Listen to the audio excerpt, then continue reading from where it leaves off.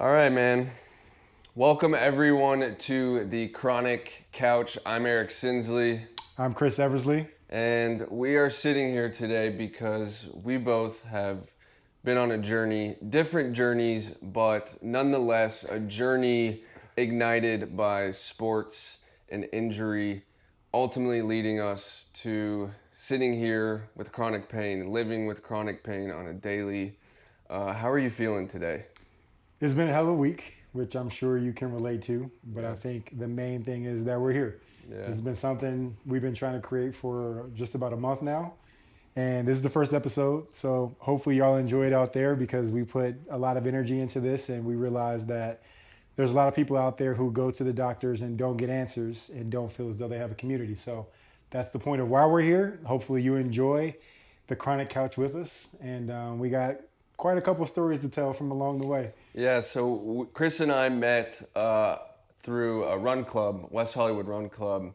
But what led you to running at that run club, and then what led you to this moment right here, sitting on this chronic couch?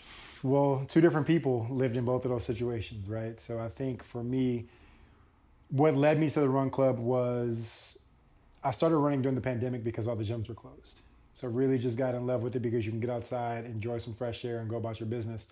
But the main thing that run clubs in LA bring is that sense of community. So Mm-hmm. one of my best friends, Dom, he started Sunday Run Day LA, and I was out there with him on Sundays, just enjoying the scenery, getting my cardio in. But I wanted something that was during the week and closer to my house because I lived in Hancock Park at the time. So Okay. randomly just found out about West Hollywood Run Club. Obviously, shout out through Hannah, Yeah, man. and just really found a tribe, a small tribe at the beginning of it. I mean, you remember those early days? It wasn't that many of Yeah, us we're the out there OGs, man. with the Day OGs. ones. Exactly, and it was something that was close to home that really just fit the need during the middle of the week. So not only was the community good, but it met my physical activity need, and that's something that I needed during that point in time because I was tired of just basketball and Peloton, and I wanted to get out in the world. I wanted some fresh air. So that's what led me to WeHo Run Club, Okay. and this moment has been quite a journey because at that point I was obviously able to run as much as I wanted to physically, and now I am not. So Right. the in space that we're creating right now for people, I think is super important because whether or not it's by choice or by injury, your body's going to slow down. And you can choose to stop being out there pounding your knees on the gravel, all that type of stuff, or an injury will take you out in my case. Right. So that reality for me is something now that I live in, and I realize that I'm not alone. So when I feel alone and isolated, I reach out to people to see if anybody else is going through something like that, which I talked to you about. Yeah, man. And I did not know your story. And now we have this shared misery, as I mentioned earlier, which is often better than shared joy. For But sure. it's important to have people along for the ride, and that is how the Chronic Couch was born. So, what led me to the run club was, and we'll dive into the specific injuries and surgeries that both of us have gone through. But what led me to West Hollywood Run Club is I was, I think, maybe 6 or 8 months post my first back surgery, Mm-hmm. and I had been seeking a run club since I had moved to Los Angeles in 2017. So fast forward to, I think we're in 2023, and the first day I decided I wanted to run, and I turned on a song, and I was like, maybe I can run through half a song. I turn on this song. I'm on Santa Monica Boulevard, and I start running, and Hannah is running. Hannah's the one who started West Hollywood Run Club, and she's running towards me and she's holding out a neon green flyer. I was like, what is this woman doing running with, I didn't know if she was coming at me, and she hands me this flyer. She's like, run club, and she keeps running. I was like, that was a sign from above. Yeah. And so that's what got me into run club. Um, and that was it was probably more short lived than I had wanted Mm-hmm. because I re injured myself. Um, but going back, I think we share our sports background. Absolutely. So I'll jump into mine. I played sports growing up, soccer and gymnastics. I ultimately had to choose a path because you couldn't do two so intensely at the same time. So I chose gymnastics. I was a gymnast for nearly 20 years. And as you can imagine, the pounding that your body goes through Oh, yes. day in day, you're training 5, 6 days a week. And I guess, I've had many injuries. My knee, I ruptured my Achilles, broke my arm, the whole shebang, concussions. But I would say my body took its biggest toll on my spine, which as a kid, and I'm sure you can relate to this in basketball, you don't necessarily really feel the aches and pains. You do, but it's different than when you're in your 30s, Indeed. right? So I didn't really feel my back pain until about towards the end of my career before I retired. So maybe 10 years ago, my back pain really started to sink in. And each time, for those of you who are listening or watching and have had experienced back trauma, each time you hurt your back or have a flare up, it gets worse and worse. So when my back pain started in 2015 and I would hurt my back, let's say I was helping my brother get a treadmill up the stairs. That was a bad back flare up. So for the next week, I was taken out. So fast forward to 2023, I had I had just moved back to Los Angeles, and so I had gone through a move, so I was moving a bunch of stuff that imploded on my back, and I had a friend visiting, my best friend from Atlanta. She was here. We were on the beach, and I did a backflip, and I felt something, and I was like, I gotta do that again. That didn't feel right. I did another backflip, and I have video of this. Maybe we'll throw that up. And I did a second backflip, and I just felt, I don't even know what I felt, but it was like shock. Went all the way from my toes all the way to my brain, and I blacked out. It was almost like I was being electrocuted. Okay. And I blacked out, and you get the air knocked out of your sails. And yeah, I wind up in the hospital, and that's kind of where the journey began. So I'm 3 surgeries later. Even when I came to you and I pitched this idea, I would like to say, on the other side of the badness, of the darkness. I was starting to see the light. And that was that was like about a month ago. Right. I went on a trip a couple weeks ago, Vegas boys trip for my buddy's bachelor trip. I thought I was being smart. I'm 6 months post-op, my 3rd operation. So I was like, I haven't done anything. So I feel like I deserve this. I go on the trip. I come back. I'm totally wiped out. I can barely walk. The pain is just almost as bad as it was pre-surgery.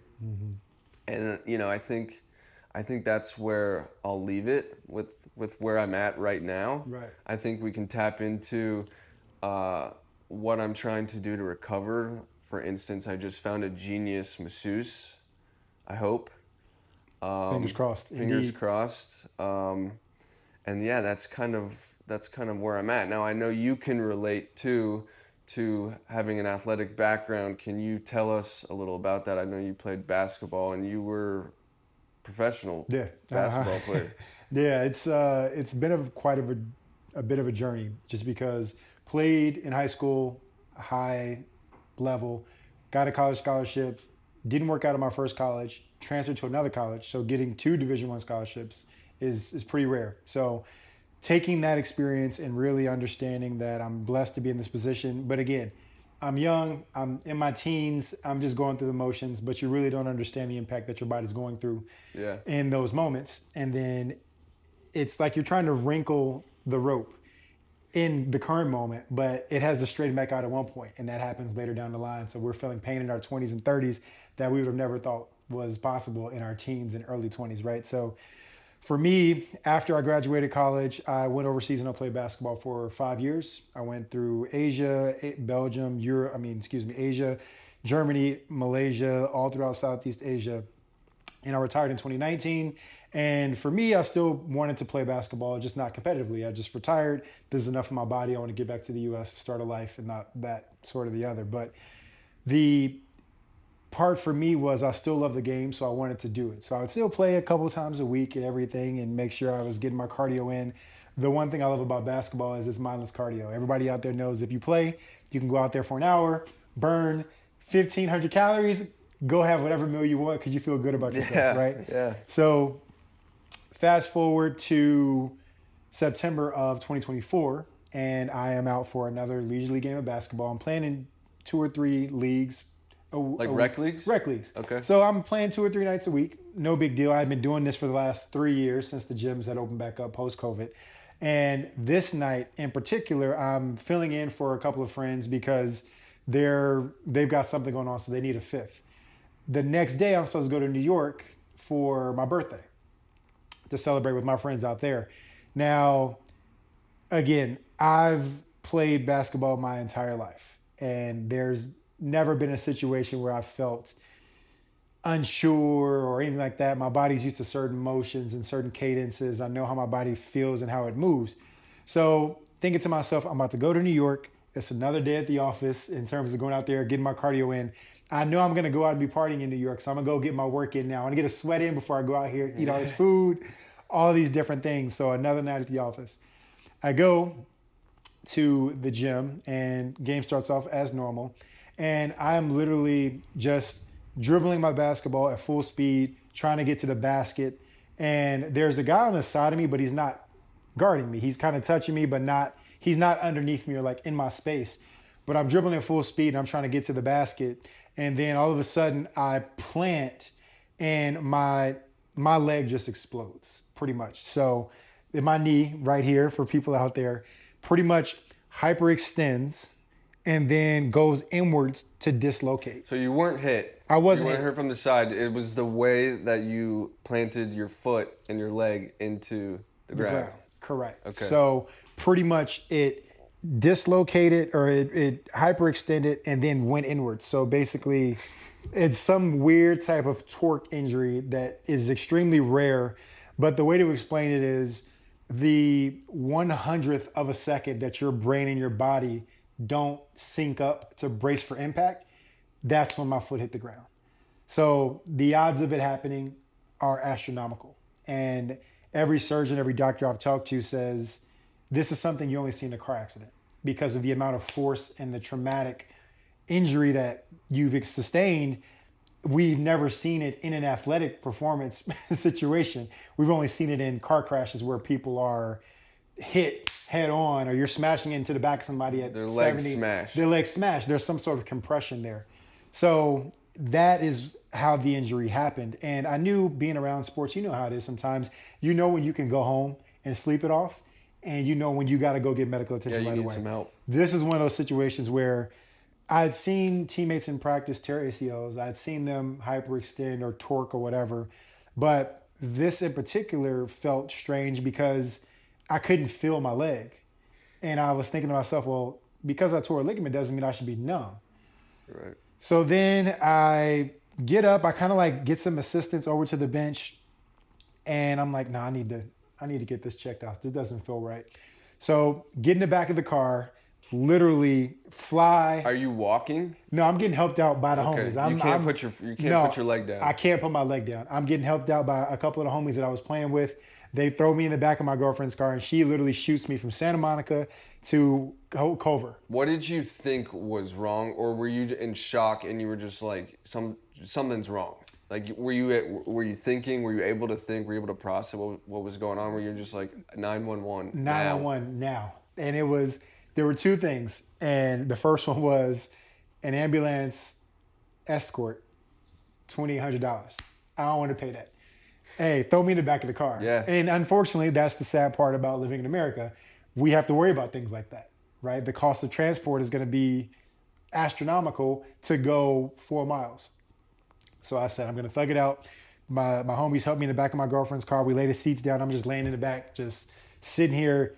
Mind really isn't thinking about what's going on. Mind is really thinking about something's off, but I don't know what it is. I just need to get to somebody who can help me from a medical standpoint. So we jet down to 10 East. You live in LA, you know the 10 East at 7 o'clock is still packed. Yeah. So my girl is weaving through traffic, all these types of things to get me to the emergency room. We pull up to the emergency room and they take me into the back. And that is where things, I guess, got a little bit more serious. But in terms of injury, that is what happened. And I think that's kind of where I'll leave it because that alone is traumatic in itself. And I think from you having your experience on the beach to me having my experience at the court, it just blends that traumatic instance Yeah. where your life changes in a second. Yeah. Right? You land wrong. I land wrong. And your body's like, oh, no, we don't do that here. Yeah. It's Yeah. kind of one of those things. For sure. I think for me, where yours was instant, mine lasted. It was like a 10-second like panic, and then I was at El Matador Beach. Okay. And so I don't know if you've been there, but it's a trek down and up. At like you're going down a cliff. So I had to get my ass up the cliff, and then somehow I was able to walk through and partake in walking the next day. And I was in a lot of pain. And then the next day, I woke up in the middle of the night and I couldn't walk. So then I had that moment where my friend was rushing me to the ER in the middle of the night. And I think sports injuries in specific are very interesting. So I think at some point we should hit on the specifics and the ins and outs of what you went through at the hospital. This guy went through a 10-hour surgery. Got the scars to show for it. Got a scar all the way up his leg. It's so gnarly. And also what's really ironic about the way you and I met and how this has come together and come to fruition, my biggest fear is seeing someone mess up their leg, specifically their knee. And that goes back to when I was, I think, 9 or 10, and we were at a Saturday morning practice, and I saw my teammate and my friend about 5 feet in front of me. He did a dismount off the rings, and he landed stiff-legged, and I watched his kneecap move, move up and down, and his leg was all deformed. And so the irony that I'm sitting next to someone who I think, I kind of know, injury was way worse than what I had seen when I was a kid. Not to diminish what my friend went through, because he was in the hospital at 10 years old. Yeah. You know, he had a few surgeries, I believe, and it ultimately wiped him out of sports. And I think that kind of ties into the psychological and emotional impact of how these injuries affect us. And so I don't know, I think we should kind of talk about how this has impacted us mentally, emotionally, yes, physically. But I know for me, it's been a journey. And it's day by day, and sometimes you can't see the light. So right now, where are you mentally along this path? I think one of the tougher parts about this is the light is there. You see the light, but your depth perception is off. So you don't know how far that light is actually away. It almost seems like a mirage in a sea of darkness, right? You think, I want to see this light. Is that light even there? Right.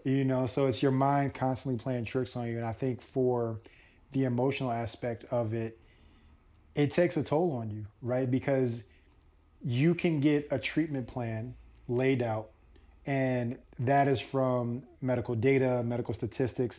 Here's where you should be. Right. Not here's where you are. Here's where we want you to be in 3 months. But then when you don't get there in 3 months, then what happens? Is there another plan of action? Are there ways that we can pivot to help you get along with the way that we, to get you back on track? Mm-hmm. But I think, emotionally for me, that's been the toughest thing. I haven't left a doctor's appointment feeling great about myself in months. And the last time I left a doctor's appointment that I felt great was because it was a successful surgery to close up my leg. Mm-hmm. And that was a win because my calf was outside of my body for 2 months. So for me, the constant grind of not only knowing my path of where I should be at certain milestones, that takes a toll on me, but it also sucks to not get options from doctors at times to say, hey, well, this isn't working out, so let's try this. I've been hit with the, well, damn, this really fucking sucks. So you feel alone and isolated. Oh, of course, because there's no way I can go to talk to you about this. And that's why I think this is important for us to create this space for everybody out there. Even if you're not going through anything traumatic, you still should have a place to feel like you can kind of come just hang out and just get a real view of people going through real shit. And I think for us to be able to create this is important because we're not here to sell you anything. We're here to just have a place to hang out. Yeah, talk it out. And talk it out. That's what I think is the most important. And every week we want to bring you valuable insight on how we deal with chronic pain, right, and how we deal with different things, because I know for you it's the same way. It's an outlet for us because we live in here. Right. Not only physically, we live in here in our minds about the psychological impact, the emotional impact. So it's important for us to have this space. But I mean, I'm sure you can relate to the fact of it takes a toll on you, man. And for you, especially dealing with some of the things that you mentioned before, like how do you even deal with the fact of sitting down being a hard part of your day? Well, you mentioned the light. Yeah. Maybe you don't see the light, but you know the light's there. Yeah. Last week, I did not see the light. I didn't feel the light. I didn't think there was any light left. That led me to scrolling somehow on my For You page on social media, and I found this masseuse. But daily, you have between, I think it's like 600 and 700 muscles in your body, somewhere in that range. Almost around the clock, 24/7, I have 600 and 700 muscles that hurt. Like sometimes I feel like my fingernails hurt because, again, your spine has all these nerve receptors, and so all my nerves are out of whack. So there are lots of days where I don't see the light, and it's a very scary, isolating place. And I've been handed this situation, as have you with your leg injury, and I can't just sit with this any longer, literally and figuratively sit with this. So I think that's why it's going to be super cathartic for us to talk this out, not only between you and I, but to connect with other people that are going through it. And it might not be a sports injury. Maybe someone's just struggling with mental health from something that's not from an injury. And I think going back to what you said on a daily, yeah, man, like sitting here on this couch, like I'm really uncomfortable, and like it is what it is, but at what point, like, I'm not going to throw my hands up. Of course not. And I think that's where we lean on each other and hopefully build a community to lean on each other. And yeah, I don't know. I think this has such a wide range and so many different tentacles of what we can talk about and what we can discuss. But I think I'll leave it on the note that I'm pumped that we're doing this. I think we're going to hit a lot of topics. I think people will be interested to even know more about our sports background, the day-to-day grind. But more importantly, again, just creating a space to talk this crap out, because it's difficult, and it's life-consuming, it's life-altering. It affects every aspect of your life, your job, relationships. I've lost the, not total ability, but I struggle with being social. Yeah. Because I'm always crinking my neck around and I'm always dipping out early because I gotta go home and lay on a bag of ice or fill up the tub with ice. Yeah, man, that's kind of. Yeah, I mean, I feel on that, and I think as we kind of get into some more of these circles over the next coming weeks or episodes, that social aspect is a hell of a thing. Yeah, It is a for hell of a sure. thing, especially, considering your profession, considering my profession. We are people. We love being around people. Yeah, We love going out with our friends, and the fact that that is impacted so early in our lives is it can be very frustrating. But I think for everybody out there, the only advice I can give you today is, as Eric mentioned, what are you going to do? Throw your hands up and just quit? I think my mentality is always, if the sun comes up, I got another chance to live my life. yep, And yeah, it sucks. Basic mobility is impacted in terms of your back, in terms of my knee. Having drop foot for people out there, we'll come to talk about that, but having nerve damage that prevents me from driving because it's my right foot. So just everyday things that I use for an escape, I can't do anymore. And it's tough to go into a doctor's office and just hear, well, this sucks. I don't know what to tell you. And I have to rely on my sports background to teach my body how to adapt, to right. teach my body neurological resets and things like that, which I should be getting from people who are trained to do this. Yep. But I'm Yeah, not going to go down that path. I know yeah, we all feel different about the medical system, but I think the way for us to help people out there is to do this. It's a two-way street. We want to provide a safe space in the DMs, in the comments for people to reach out to us about this stuff. And for us, we need to get this out. It's therapeutic yeah. for us Like, to talk about it, right? Because we've been on calls every week and neither one of us are licensed therapists, but we feel like therapists for each other. So we knew there was magic here. We knew there's value here in providing this space for people. And over the coming weeks, you'll see we'll have guests. We're gonna be in here. We're gonna be tight in this couch, or yep. we'll find different couches, as we go down the road that fit our guest situation. But this is important, and we think that this is our way to provide value for people out there. This is a way to provide value for ourselves, and we look forward to having y'all on this journey. And it's meaningful to us. Hopefully, it's meaningful to you. And this is the first installment of the Chronic Couch. Yeah, we're gonna, like you said, we're gonna talk all things injury, chronic pain, sports, mental health, pain medicine, doctors, the whole shebang, insurance. So I'm pumped. Just sitting here, I feel great talking with you. I already feel, some weight lifted, and I'm looking forward to, grabbing the attention and creating a space to connect with other people and ultimately not feel so alone and isolated. I think, right? I think that's the main objective here, is to create a community. What are you looking forward to the most personally from this experience? I actually was talking with a friend last night, who she was super pumped that we were doing this, and I was telling her that over the past few years of dealing with this back pain, is I don't like talking about it, and I don't know if that stems from being a high level athlete where you're not really supposed to complain, or you're told you're not, that's not hurting you. So I don't know if it's that, or if it's like, I don't know, we'll figure it out as we talk into it. Right. But that's what I'm looking most forward to, is just getting it off my chest. Yeah. And like I said, I already feel better, and I think we're gonna do some magic here on this chronic Indeed. couch. And yeah, man, I'm ready to go down the road. There it is. Well, no, that's the cool part about it, is we're obviously doing this from a space of just love and care for people out there going through stuff, whether it's mental things, physical things.